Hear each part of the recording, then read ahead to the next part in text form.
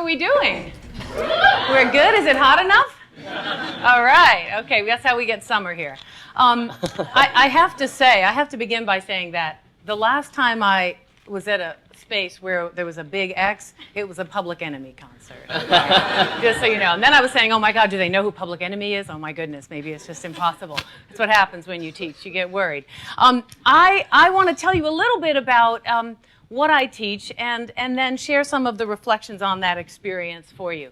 Now, Tim mentioned that I teach hip-hop, which I do, but many of my courses are about African American culture, history, social issues, inequalities, gender, etc. And in that context, hip-hop plays a role. I want to tell a story about one of the courses I teach fairly regularly. It's called Black Feminist Thought and Practice. It's based in the United States. All right, we got a few takers. But I'm going to tell a story about a long ago version of that course. And it was, very exciting.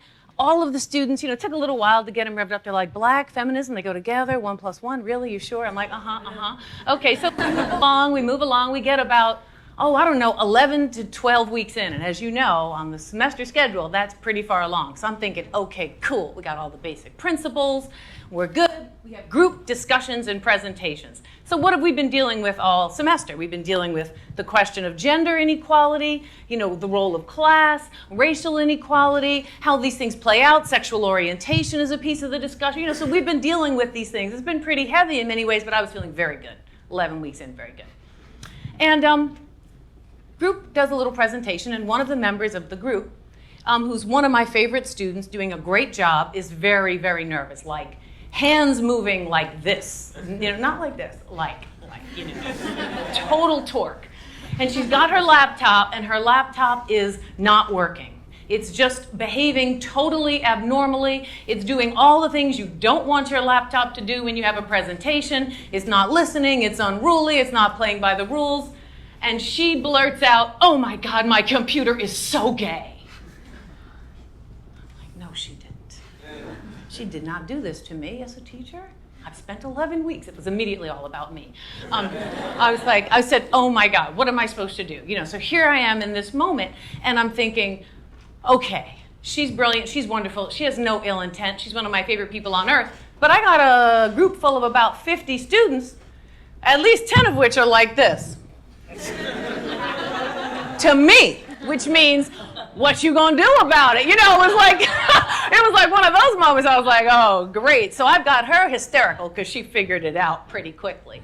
And there's the rest of the audience and the students waiting for me to figure what to say and do. So I did my best on my feet. I thought I did my best. It probably wasn't good enough, but I was trying to manage her because she was in pain and anxious and felt terrible. I've done dumb things, so I know that pit in your stomach feeling. And there have been times when any number of categories I thought I was finished with just rear their ugly head in my mind, and I think, now how did that happen? I've been studying this for 20, 30 years.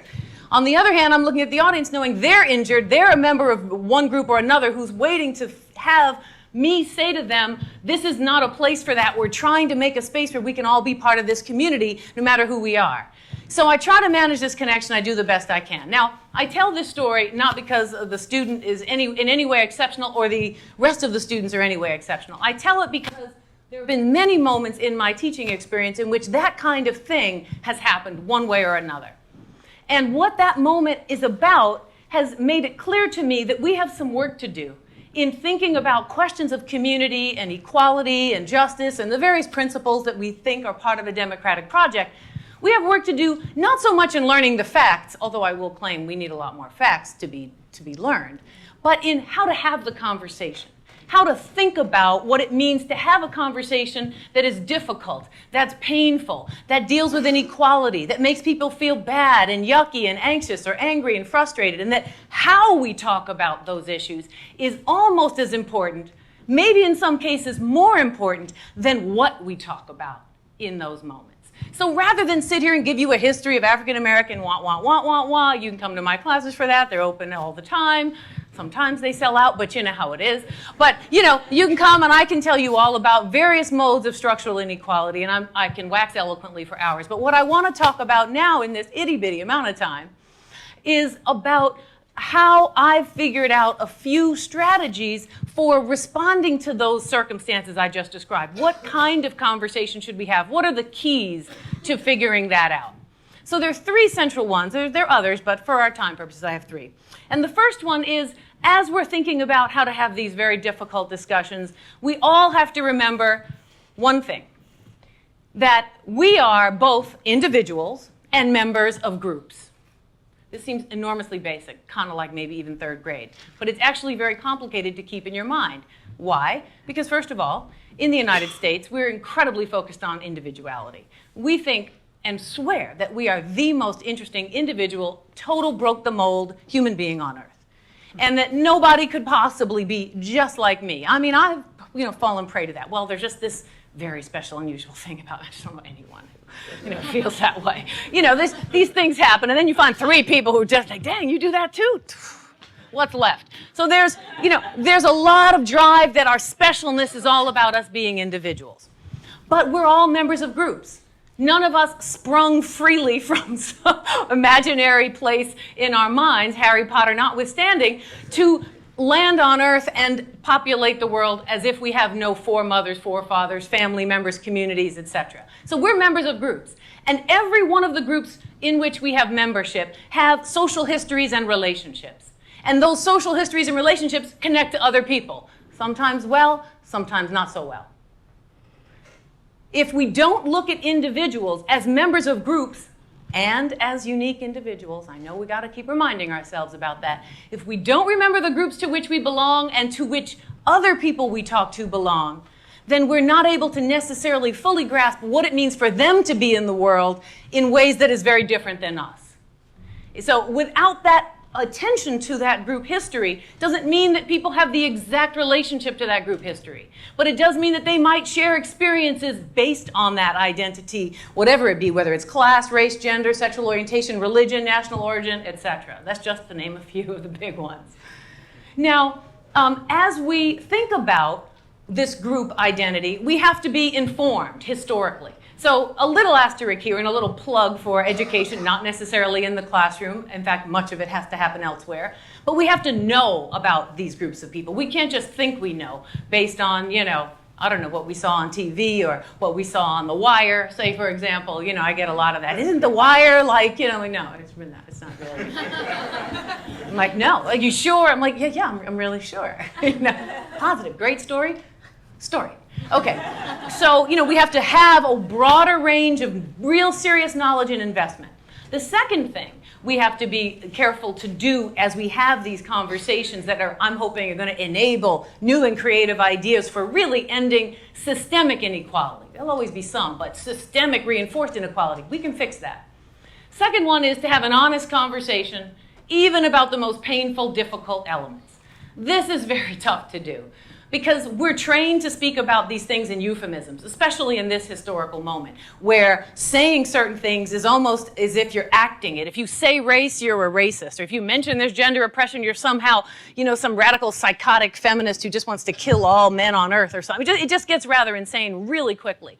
And I want to say, look, the best thing we can do is call it what it is in the interest of creating as much community as we can, because if we're not honest about whatever's happened or what people are feeling or what is taking place, we don't stand a chance of getting to the other side. Because we're so busy evading it, sometimes out of guilt and anxiety and hopefully avoiding hurting people, but we're so busy avoiding it that we actually do injury in the present. So if we're not able to talk about human suffering honestly and openly, it's going to be very, very difficult not to have a person in the room who's saying, well, wait a minute, is no one going to pay attention to what I've experienced or what I think I've experienced? Can I not put this on the table? And it creates a condition of present-day suffering.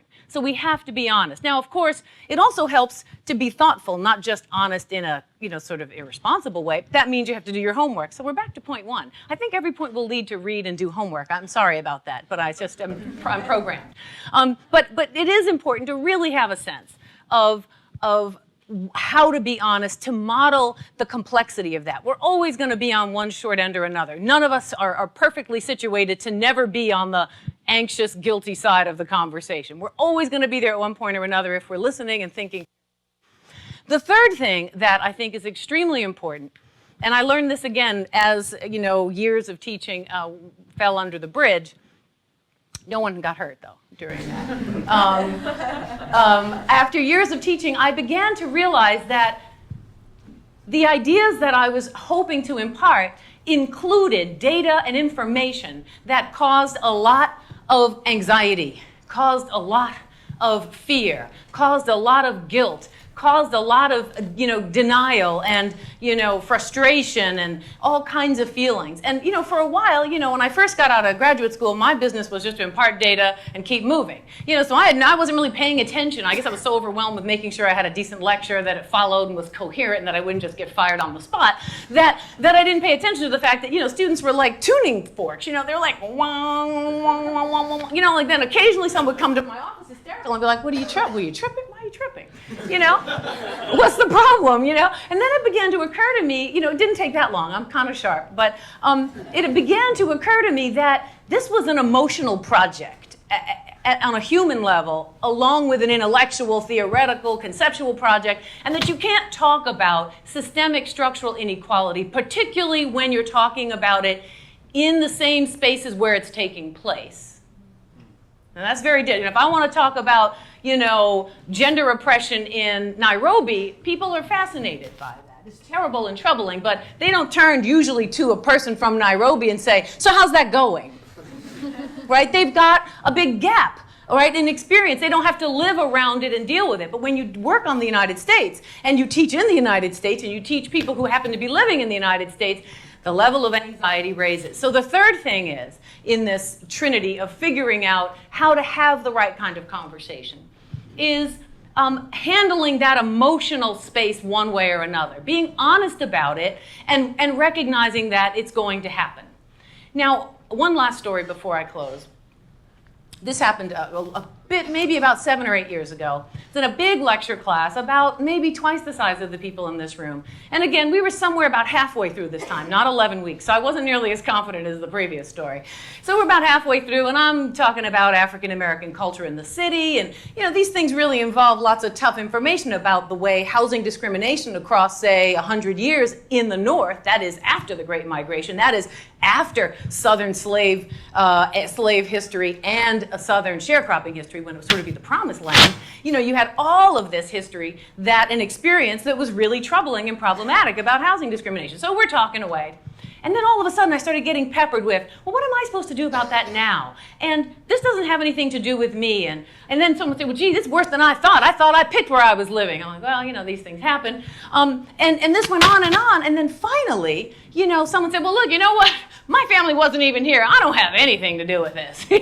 And there was this moment of like, wow, there's so much anxiety. No matter what I say here, I need to attend to it. So I got very flip, because this happens. And I said, okay, fine, everybody, this is getting ridiculous. You all are, you're worrying about the wrong thing. I want you to be honest emotionally, but I want us to get somewhere. So I said, okay, everybody, stand up. So I got the whole class to stand up, and I didn't know what I was going to say, but I decided that I would just offer them a pledge. So I just, off the top of my head, I made them raise their right hand. I tried to remember what it's like to be in court. What hand do you raise?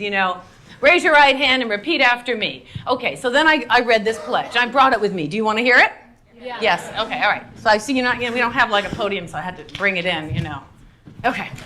In fact, would you like to do it? Yeah? You sure? You can say no. I can see that pause. That's a long pause in human communication. If you wish to, feel free. If you don't, feel free. We're all about being free. Okay. So I'm going to read this pledge to you and with the hopes that you can see what I'm trying to get at and how it impacted them. So you're going to repeat after me, okay? Except when I use my own name, and except when I describe myself, you can describe yourself. Although, if you feel like you need to describe me, that's great. Okay. I, Tricia Rose. Perfect. I know that's the mumbly part. Am not personally responsible for racism. Classism. Sexism or homophobia. Or in fact any other vast form of structural oppression. Even though I very likely benefit personally from some aspect of them. Therefore, I should not feel guilty. Therefore, I should not feel guilty. I might feel sadness, empathy, or outrage, but guilt won't change anything for the better. And besides, it focuses only on me and my experiences. I did not choose the body, the sexual orientation, race or class position in which I came into this world. What I can choose is how I want to behave. And whether or not I want to meaningfully contribute to creating a just society for all in light of what I am learning. I can determine how I want to live in this world, no matter my various group identities, and what kinds of alliances I want to make. What I do from this day forward, in light of all that I've learned,